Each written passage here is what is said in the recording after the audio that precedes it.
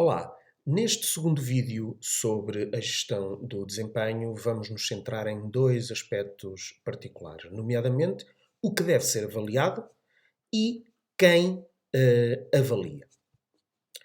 Essencialmente, as avaliações de desempenho centram-se em dois grandes grupos. Aquilo a que denominamos de medidas objetivas e, por outro lado, de medidas subjetivas. As medidas objetivas estão, sobretudo, direcionadas para os resultados. Não há desempenho sem resultados. E, portanto, é extremamente importante aferir esses mesmos resultados. E esses resultados são aferidos, sobretudo, sobre ou com base em objetivos. O objetivo, no fundo, consiste na definição de uma meta a alcançar durante um determinado período de tempo.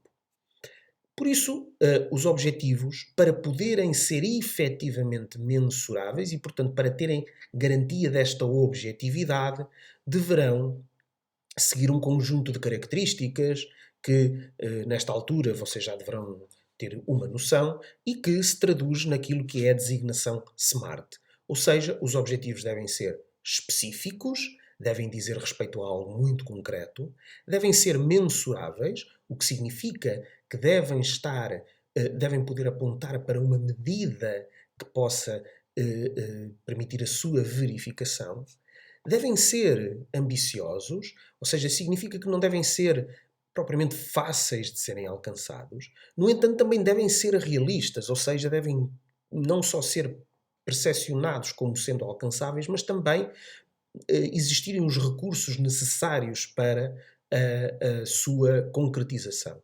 E, finalmente, devem estar definidos para um período de tempo, devem estar calendarizados, deve estar definido exatamente até quando é que o resultado deve ser alcançado. Por outro lado, as medidas subjetivas estão mais direcionadas para comportamentos. E os comportamentos aqui funcionam, de certa forma, como um meio para atingir o fim. O fim será o resultado, o comportamento será o meio para o atingir. Neste aspecto, há essencialmente três aspectos que são habitualmente incluídos num sistema de avaliação. Primeiro, comportamentos, determinado tipo de comportamentos que são considerados em cada contexto comportamentos profissionais desejáveis, as atitudes profissionais relativamente a cada colaborador e, finalmente, um conjunto de competências que são absolutamente essenciais para o exercício de um conjunto de tarefas e, portanto, para o exercício de uma função. Estes aspectos, naturalmente, têm uma dimensão mais subjetiva, na medida em que dependem em larga medida dos instrumentos de avaliação que são criados, mas também da observação que o próprio avaliador, ou seja, o profissional dentro da organização que tem a função de observar o comportamento de outros colaboradores, e, portanto, depende essencialmente destes dois aspectos e daí o facto de muitas das vezes ter uma componente mais subjetiva. Por outro lado, temos aqui alguns exemplos daquilo que podem ser medidas objetivas e subjetivas para ilustrar precisamente estas duas noções. Tudo o que é objetivo está habitualmente relacionado com os objetivos e com medidas muito concretas e factuais. As medidas mais subjetivas podem ter uma componente um pouco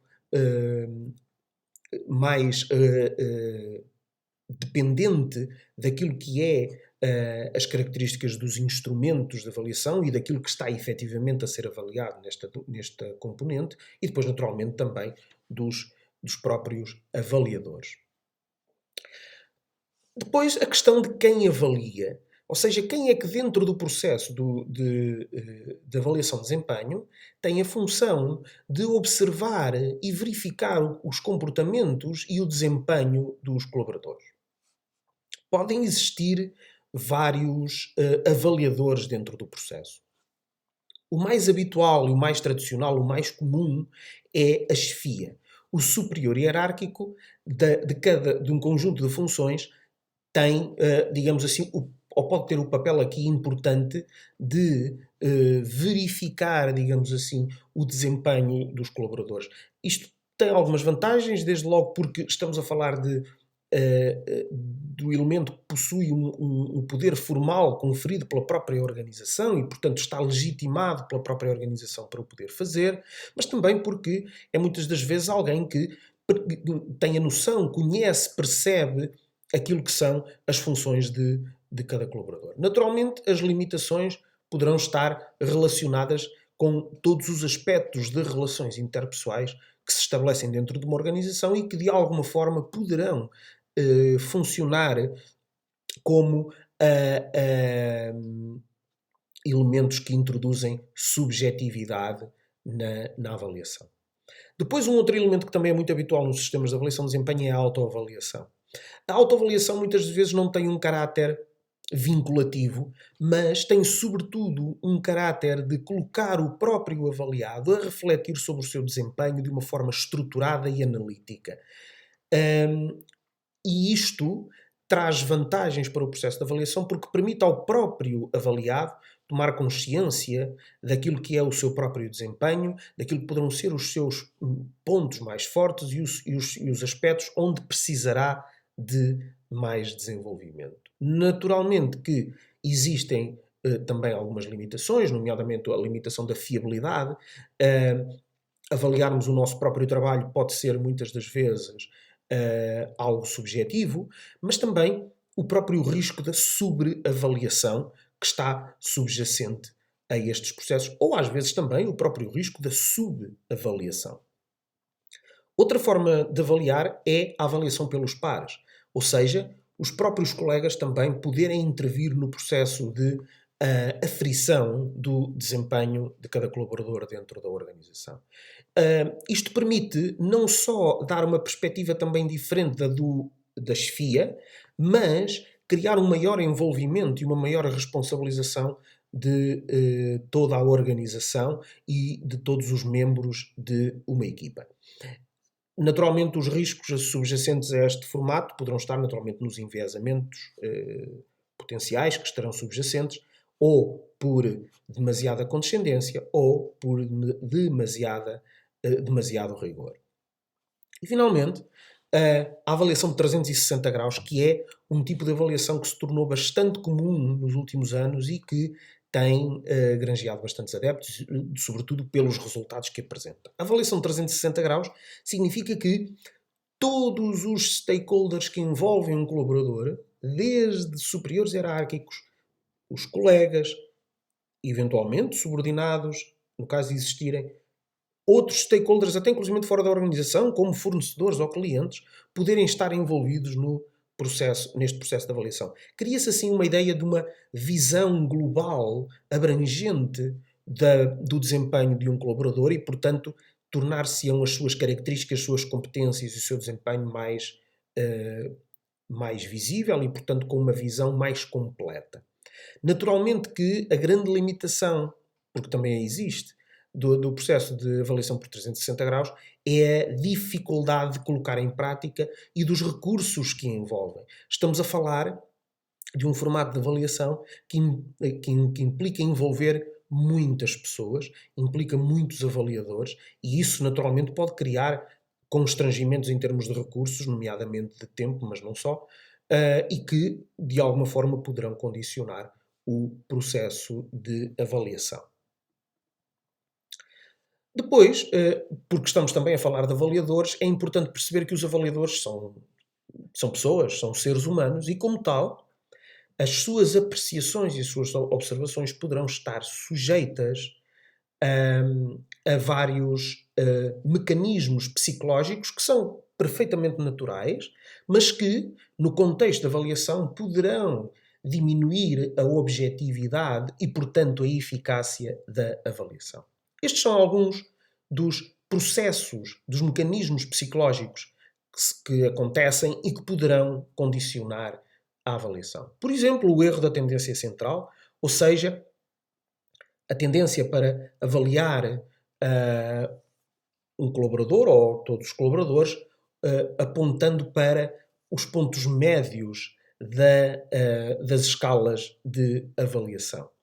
E isto, naturalmente, faz com que exista uma tendência para usar os pontos mais centrais das escalas de avaliação. Imaginemos, por exemplo, uma escala de avaliação de 1 a 5, a tendência será para andar à volta do 3.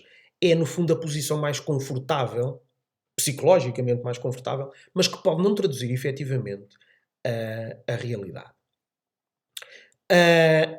Depois, o efeito diálogo está relacionado com tomarmos uma parte pelo todo, ou seja, usarmos apenas uma característica, um aspecto específico do desempenho do colaborador para generalizar para a sua prestação global.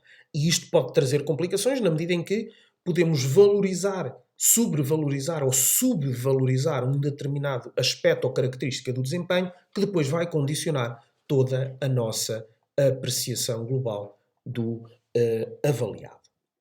Outros aspectos estão relacionados, por exemplo, com os erros relacionados com a demasiada condescendência ou a demasiada severidade, a sermos demasiado exigentes ou rigorosos ou sermos demasiado condescendentes na avaliação. E isto, quer uma, quer outra, pode trazer efeitos perversos para a avaliação porque não contribui para traduzir aquilo que é efetivamente a realidade.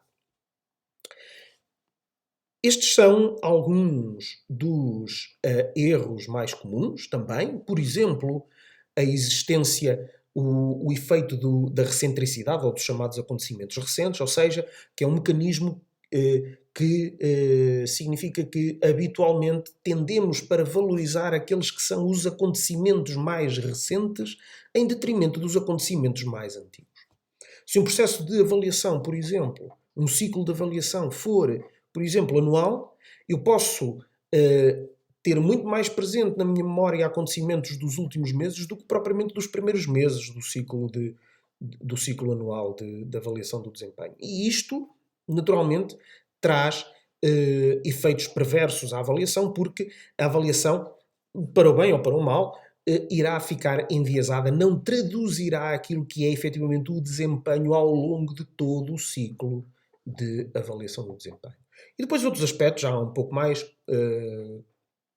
complexos que têm a ver, por exemplo, com os preconceitos que podem existir face a determinado tipo de características dos avaliados, que podem eventualmente também condicionar o processo de avaliação. No fundo, o importante a perceber é que todos estes mecanismos são mecanismos, a maior parte deles pelo menos, perfeitamente normais no funcionamento, nos processos psicológicos de qualquer ser humano e que, portanto, não são propriamente, digamos assim, aspectos negativos, inerentemente negativos, mas que, do ponto de vista da avaliação, podem trazer efeitos perversos. O importante aqui é reconhecer estes mesmos processos, perceber o efeito que eles podem ter na avaliação e procurar, naturalmente, reduzir ao máximo o impacto que eles possam ter no processo de avaliação.